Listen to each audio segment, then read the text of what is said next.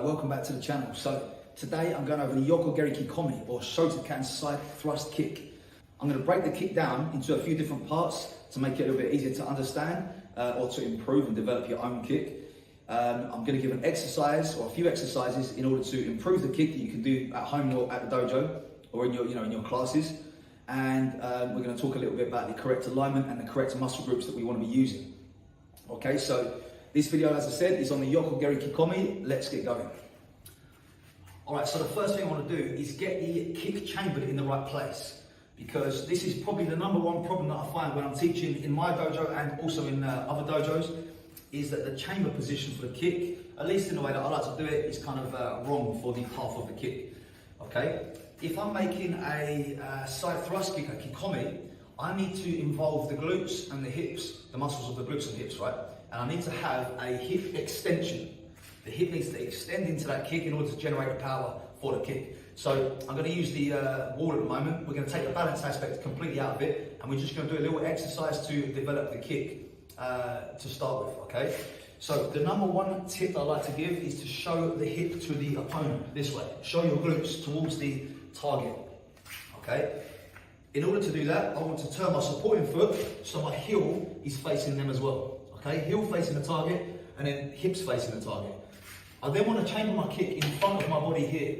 Okay, as I turn my supporting foot, it then brings my heel up a little higher so I can deliver that kick out to the side this way. I want to get my heel and my glutes and my back and my shoulder all lined up in one line. I don't want to have my hips sticking out the back this way, because then we've lost that structure of the kick. Okay, so the first exercise, like I said, hold onto the wall or something, or a chair, whatever you want to use, turn the foot away, or heel towards the target, knee up in front, and deliver the kick this way, okay? So that's it, extending that hip, this way, extending. Trying again, like I said, to get a straight line down my body, heel through my hip and into my shoulder. I don't want my kick to come into this space at all. I don't need to bring my foot around, because this becomes my Yoko-Geri. So all of the entire kick for Kikomi, Yoko-Geri Kikomi, happens on the inside here, this way. Deliver and back to the front. I also like to compare this kick to a front stance, or a Zenkutsu Dachi, like a forwards leaning stance that we have in Shotokan and in many karate styles. So this is our position, leaning away from that front stance.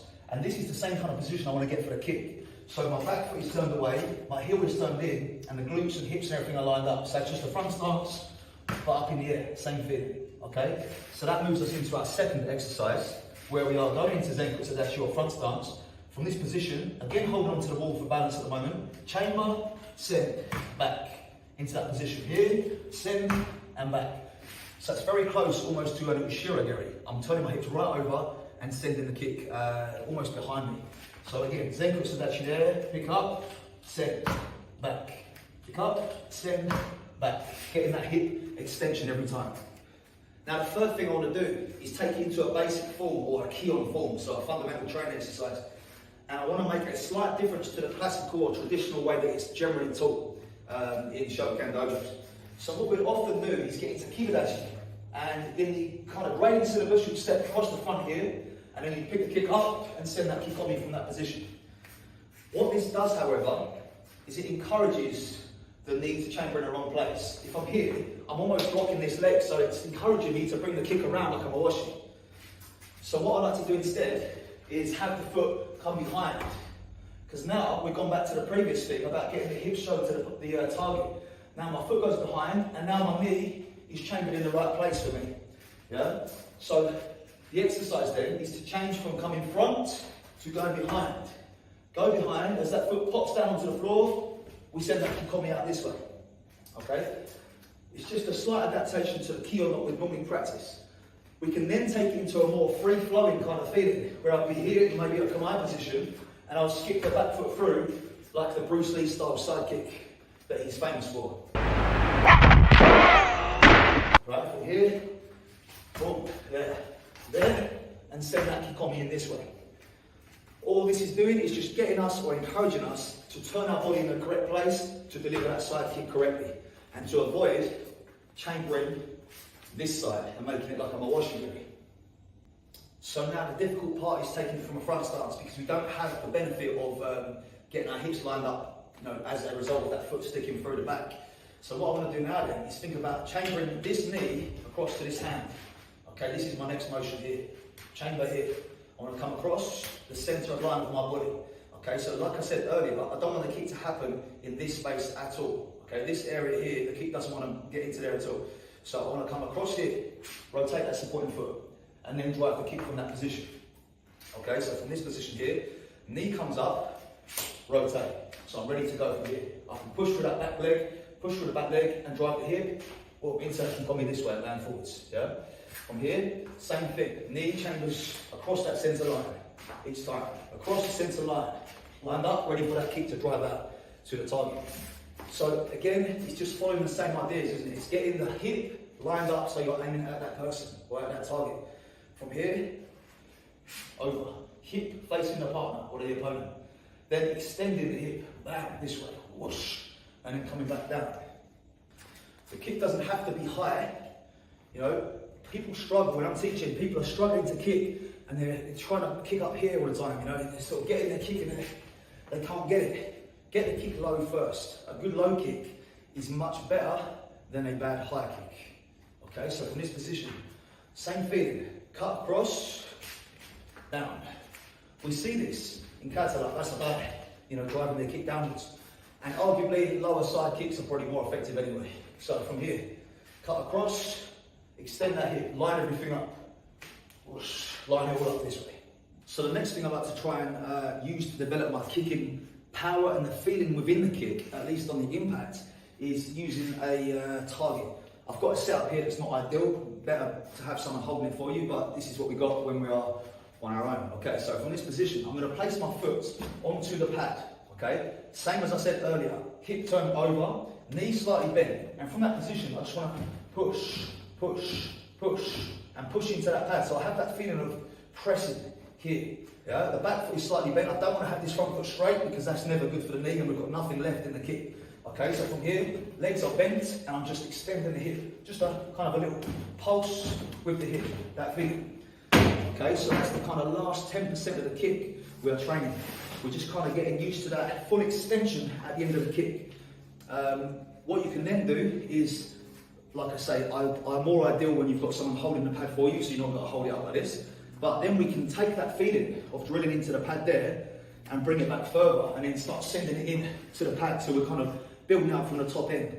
I like to do this sometimes with coming off subject slightly, but even with punches, I like to get that feeling of what the punch feels like at the top end, and then start bringing it back and having that feeling built up from the end and then coming back to the beginning.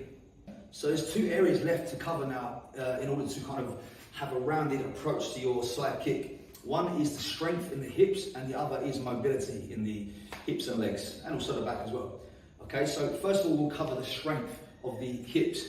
First of all, a good strength training program will take care of this predominantly, really. Squats, Bulgarian split squats, Romanian deadlifts, this kind of thing. So you strengthen all the muscles of the posterior chain. That's going to help you the most. Then, if you don't have that, or you want to make an additional, add additional exercises to that, we can do some of these wall exercises as well.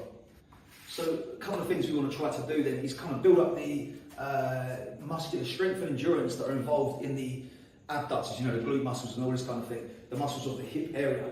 So again, holding on for balance, we can just slowly deliver that kick out and hold that position just from here. Just getting that hip angled in the correct position, send out, feel the glutes contracting and pull back. Just training the musculature to go through that feeling and slowing it down just a little. Doing that movement slowly is going to build the strength to be able to do it a little bit faster in the end. We can also do the same kind of thing, but just lifting the leg up, kind of lengthening the muscle and drawing it up this way. So we're getting an eccentric phase of this motion where we're stretching out the hip a little and then lifting it up to the side. So we're getting this eccentric and concentric action in the muscle group there. We could do these sets of 10 or so, or we can add some weight and start making it a little bit more of a strength exercise. But like I said, the best thing would be a proper strength training program, and this could be additional to that. The next one would be hip thrusts, or single leg hip thrusts, glute bridges. From here, we can use both feet to drive the hips up into the air, contracting the glutes here, so we're training the muscles of that kick. Or we can go single leg to make it even more specific and make it a little harder on each side. Okay, so make sure, of course, we're doing both sides here. Driving up this way, keeping a nice neutral position in the core and driving up this way, getting a nice contraction for the glutes. So there's a couple of exercises we can do to supplement that, our work in the gym or whatever, and help to build those muscles of the glutes, which are the powerhouse in our karate. So finally then, it's mobility or flexibility. What I want to do is think about the areas of the muscle, the areas that we need to kind of focus on is going to be the hamstrings, it's going to be the kind of midsection of the lower back. They're the predominant areas that we're going to need in order to be able to deliver this kick, and the groin a little as well. But it's not a side split action. Like I said earlier, it's more of a sort of a front split action, if anything. So we're using more this way than a side. So the first one then will be a Cossack squat. Okay, so we're coming down here and I'm stretching the hamstrings on this leg here. Okay, so I'm just getting that position, using the floor to anchor my heel into the ground, and I'm just getting a nice deep stretch in the hamstrings of this extended leg. Okay, here we can do that with the foot on the floor, or we can do that with the knee on the floor, whichever feels best for you, to be honest. But the focus is on this front leg here, or the extended leg. Okay, so we're leaning into that. I don't need to get my head down to my knee or anything, because that's now taking things into my neck and stuff like this. I just need to kind of lean in so that I'm lengthening the muscles of the hamstrings down here. Okay, just lean in, put a little bit of weight there, and feel that stretch here. We can reach out to that leg if you want to sort of intensify that stretch and pull us down into it a little bit. But this is a very nice stretching exercise for those hamstrings. The next one then, again, would be the open the hips up. So I'm getting into this kneeling position and I'm pushing myself actively back into that kind of split position there with the knees, okay? So I'm coming down here and pushing myself back into that position, getting the knees opened up and using my body weight to open these hips up a little, okay? So from here, sitting back. And again, we can transition this into a more like a flowing mobility drill. We can be sitting here, then we can bring that leg out again. We can come back in and we can bring the leg out on the other side. Now we can make it more of a flowing mobility type motion. So we're getting a lot of things done at one time. You know, it's more time efficient, and it's also building up that kind of range of motion and mobility. So the last one I said was the lower back. Okay, I'm going to do two things for this. I want to be coming down to the floor here and just arching that back up this way, okay? Because we have a bit of a back extension sort of action in that kick from here. So we're coming down, taking a breath, and breathing out as we come up. This one will be a nice motion to get that back ready or to improve your mobility in your back for this kicking exercise. Finally then, we're going to do a similar thing. We're going to lay on our front, arms extended to the sides, and I'm going to take my leg up and over. So we get a rotation now, this way. Okay, from there, lift the leg up and over to the side, trying to keep my body as close to the floor as possible and getting a good stretch in that lower and mid back. This way. Alright, so there is a few ideas really and tips on how to improve your Yoko-Geri kikomi, or your Shokan side thrust kick, your karate side kick. Let me know how it goes. If you have any questions, leave them in the comments. If you've got any suggestions for other exercises, also leave them in the comments. I want to mention my partnership with Art Martial Clothing. They are producing these martial arts inspired clothing items, really nice stuff. Check it out. I'll put a link in the description of this video with a discount code for people who are making a first time purchase. It's going to be 20% off, so that's quite a significant discount there. They've got some lovely stuff to train in, so check it out. If you haven't subscribed to the channel already, please do so, and I will see you in the next video.